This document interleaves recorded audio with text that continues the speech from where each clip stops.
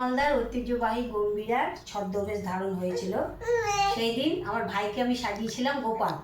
তো ভাই গোপাল সেজেছে 8 মাস বয়সে। তো 8 মাস বয়সে প্রথমবার গম্ভীরা করলো ভাই আমার।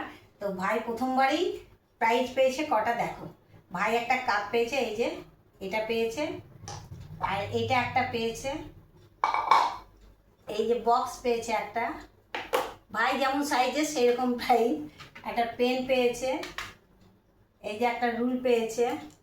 তো ভাই এই কটা জিনিস পেয়েছে প্রাইজে। তো ভাইয়ের জন্য অনেক, এই যে একটা পেন, ভাইয়ের জন্য এটা অনেক। প্রথমবার ছদ্মবেশ ধারণ করে এই জিনিসগুলো ভাই পেয়েছে।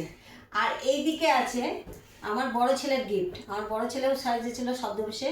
তো সেই ওর সাহায্যে পেয়েছে এখানে একটা কাপ সেট, না এটা আছে গ্লাস সেট। আর এখানে একটা আছে, এই যে একটা, এই যে একটা, এখানে একটা, এটা আছে একটা, এই যে বাটিগুলো সেট। আর এই যে একটা ট্রে, আর এই যে একটা মেডেল, আর একটা টিফিন বক্স, এখানে একটা কাপ সেট আছে, এখানে একটা সার্টিফিকেট আছে। তো এইগুলো পেয়েছে আমার বড় ছেলে। তো এইবার ওর বাবা সাজেনি, মানে আমার হাজব্যান্ড সাজেনি, কিন্তু আমার বড় ছেলে আর ওর ছেলে সেজেছে। তো যাই হোক, আমার বড় ছেলে তো প্রত্যেকবারই প্রাইজ পায়, এবারও পেয়েছে অনেক কটায়।